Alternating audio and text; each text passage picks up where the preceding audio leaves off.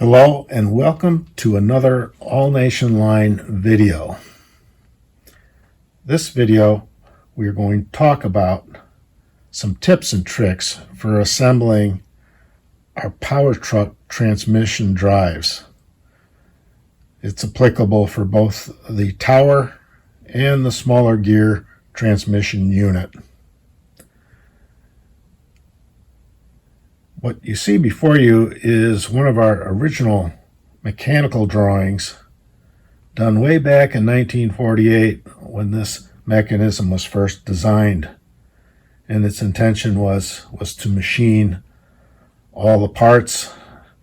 And as you can tell from this diagram, the part numbers were assigned, and we are staying with the same part numbers today. Minor differences in this drawing include our transmission tower drives that went from a straight edge tooth gearing to helical, and today we're going to show you our chain drive assembly and installation. So I may refer to some of the part numbers that are on this diagram. For example, the sides that hold the mechanism together, as you may note in the drawing, is number 4038 is the part number, and there's two of these. I would recommend the first thing you do is to lay all the parts out in front of you and check the parts list that we have on our website, maybe print it out and double check that you have all the parts. I'm pretty sure we get them all in the bag for you, but you never can tell. And in any event, the parts list pretty much looks like so.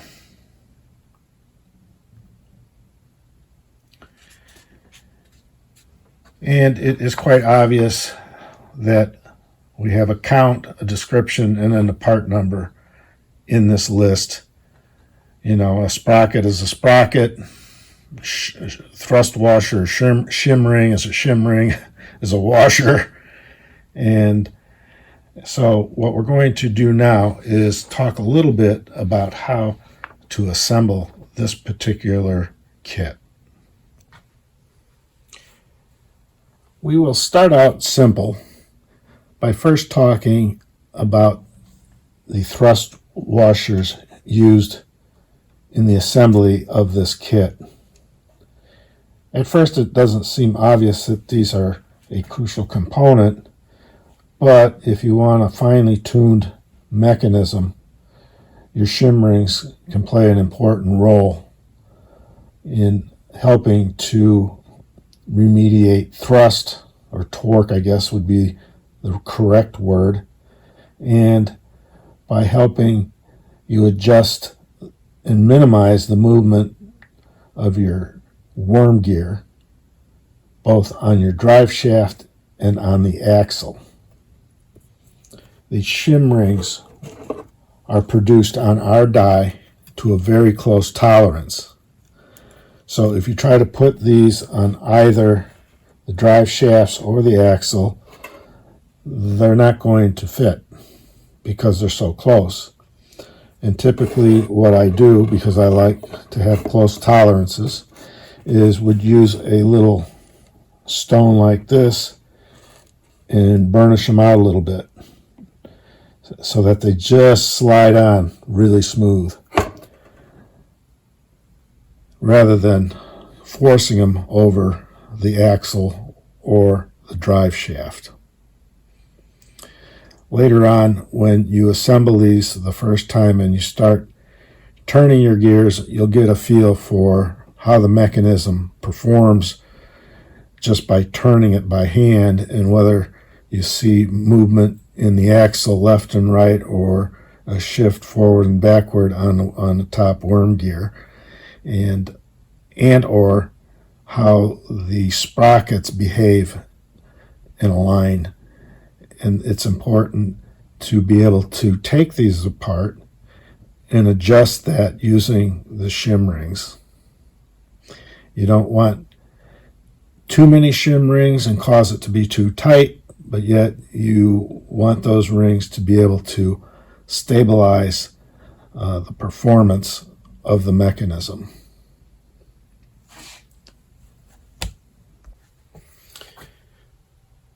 Many modelers may be familiar with our configuration using the helical gear with the smaller gear on top and a brass helical on the bottom of the tower drive.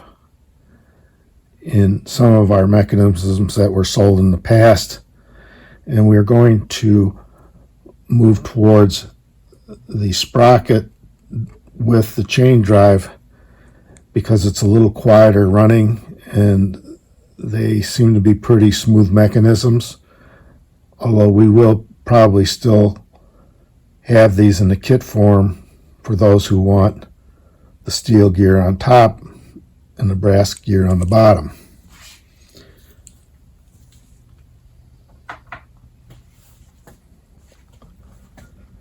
Now, one of the first things we want to look at are the sides that hold all the parts together, and this is part number 4038. And if you hold these parts up to the light and overlay them together, the holes for the bushing spacers, top and bottom, and the hole for the bushings for the axle should line up. If you get those turned around like so, you will note that they do not line up because these are stamped in such a way that on the one edge the material is a little bit thinner than on this side, and that is because when we have our gears, our drive shafts at the top and the bottom with our sprockets, they are very close to this edge, and if you assemble it the other way around, you're going to find that it's too tight. So you'd have to take it all apart and utilize this side so that your shafts are coming out this on the right hand side as I am showing it, with your sprockets like so. Now, the first thing I generally do is when I match them up, I'll lay them open like this, and we'll take the bushings that are going to be used on the axle and insert them into this polycarbonate side. They snap right in, usually. If you try to put them in crooked like this, they're going to fight you a little bit, but they're tight enough where they're going to hold. And when the drive is assembled, they're going to look like this with your axle going through them. So that would be the first step. And if you make a mistake, you can pop them out, flip this over, and get them lined up.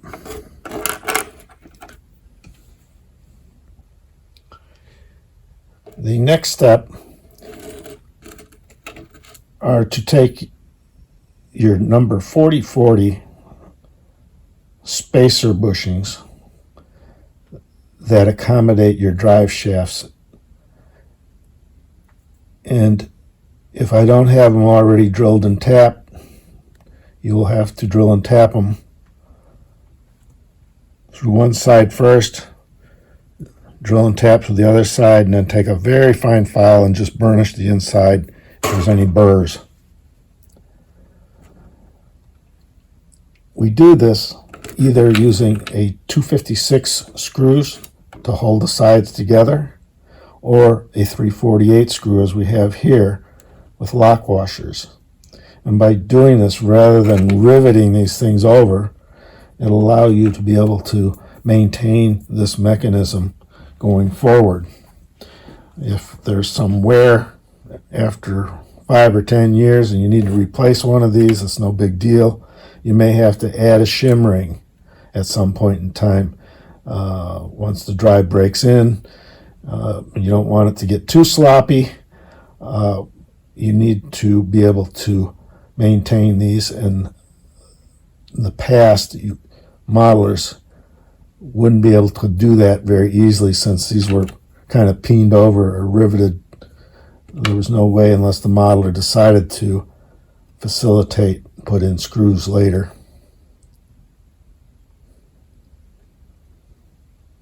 So the next thing that I would do is I would at least put one shim ring on either side of the worm gear on the axle.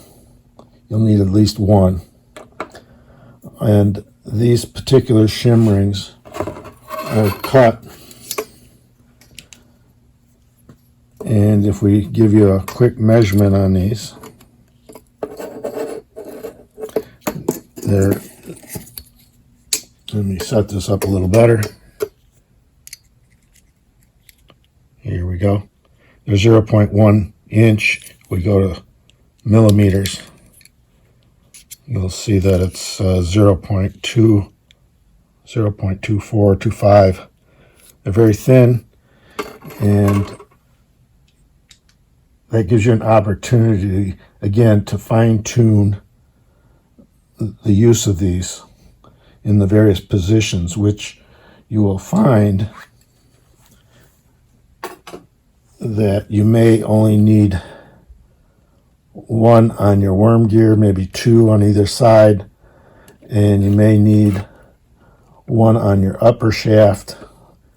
But again, once you start assembling this and testing it a little bit by hand and feeling the mechanism, you'll be able to tell by looking at it and seeing if there's any slop with the gear going, the axle going left and right, or the worm gear on top shifting back and forth. And again, it's a way to fine-tune the mechanism. Starting at the bottom, you will note that when you get the drive shafts with the worms, that they're probably not on the drive shaft, and neither will the gear be on the axle. You'll have to press those on. And typically, for the lower drive shaft, this coupler is going to be out on the side because it's going to power the smaller gear unit on the other wheel set. And so we give a little bit of extra shaft length here so that it can be trimmed, and you can fit this. You got about 1/4 of an inch to insert before it hits a shoulder inside this coupler. And you want your spur gear, when it's mounted on this coupler, to be facing this edge of 4038. And if this is too long, it's going to hold you way out. So it's nice to have an opportunity to measure this exactly and cut it when you assemble the kit. Now, when it comes to the spur gears, these are the servo link gears that are trimmed. So what we normally do is we take this part off and make it very flat for both the top and the bottom, because you really don't need that. But the inside diameter on these is about 1/4 inch, and they just are not going to fit on this knurled section of the coupler. You're going to have to take a very fine file and burnish this out just ever so slightly and hand fit that on there so it's very snug, and the knurling should keep this from turning on the coupler. And if it doesn't, you can put a drop of glue on that and it won't go anywhere. But so far I have found that I haven't had to do that. And if you try to force fit it, you could crack this plastic out and you'd be short a sprocket. You will have to do the same thing for the upper one, because on the upper shaft, this is going to fit over the same type of knurled surface. and you're going to want to hand fit that and make sure it's nice and snug on there. It's very easy to do, and it's an opportunity to make sure that it doesn't turn, and if it does, you can put a drop of CA or whatever your preferred glue is to make sure that it doesn't turn on the shaft. Now, the first step in assembling, to make life easier, I will generally take one of these 40-40 spacers, push it in the hole, and then take a screw and a lock washer and just hand tighten it up a little bit to hold it in position, because if you're all thumbs like me, you can't hold too many parts in your hand to try to assemble it without things falling off, rolling off on the floor, etc. But that helps you facilitate getting the worm situated in your spacers. It helps facilitating installing it, and then you can follow up on that by bringing your axle in under your worm and fitting that. When you do this same process on the upper shaft, the difference is you'll have a C-clip that goes in this slot to keep this shaft from moving in and out or coming out altogether. And again, a shim washer is going to play a little bit of a role here, depending on how much space is here. And you probably need a shim washer, but if you put two shim washers in there and put the C clip on there, it's going to be too tight.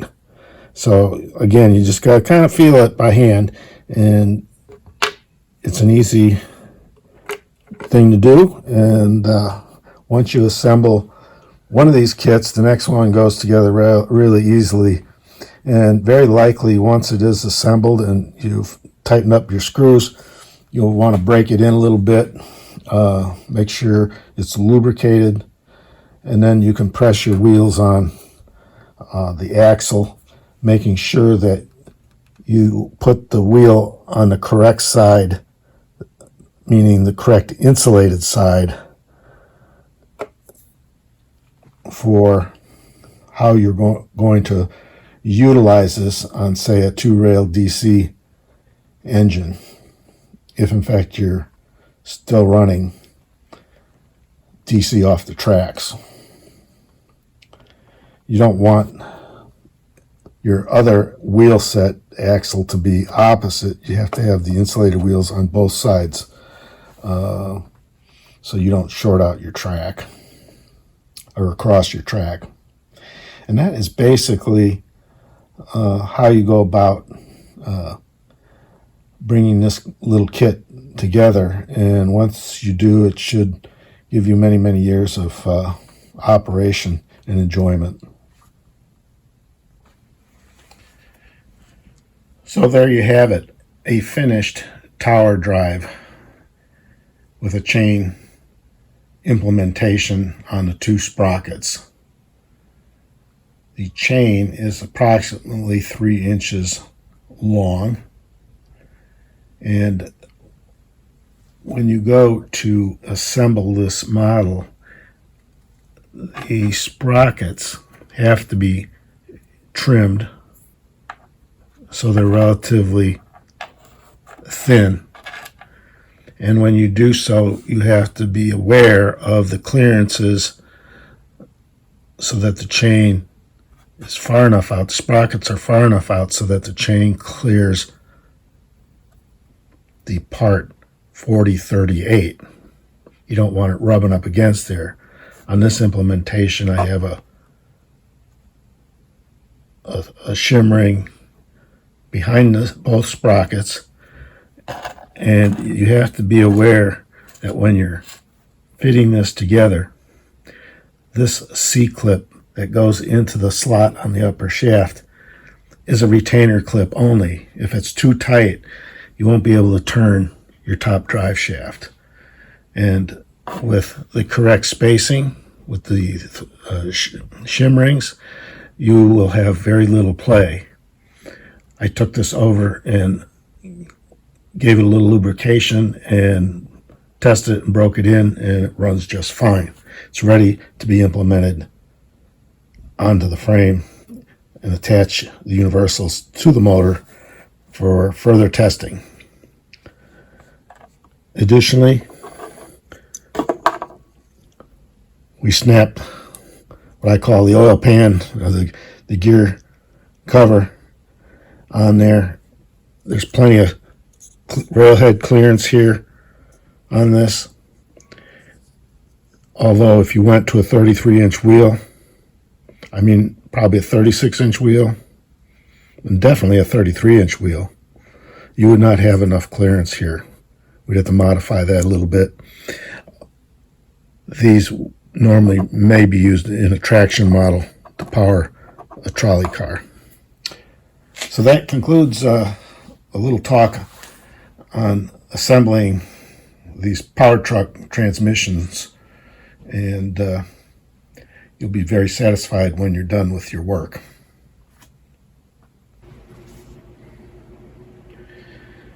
Okay, now that we have the tower drive finished and installed in our demonstrator F unit, we're going to give a little demo here and drive it back and forth on the track so you can get an idea how smooth and quiet.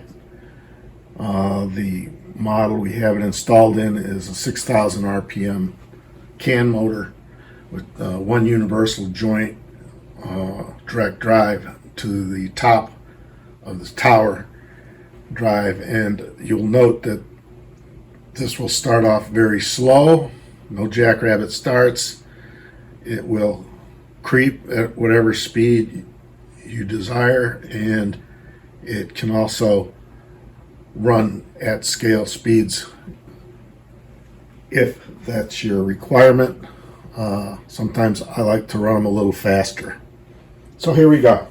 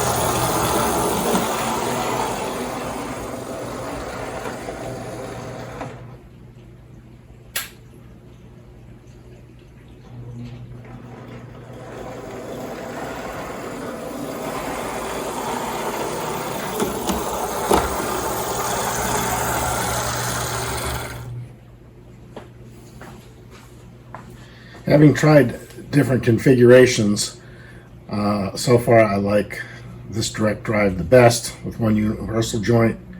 The next one we're going to test out here in the next couple of days is the same type of motor but lowered below the floor, drive shaft below the floor, with a direct drive to the small gear units on the truck rather than to a tower drive. So we'll let you know how that goes, and hope you enjoyed this video. Catch you again soon.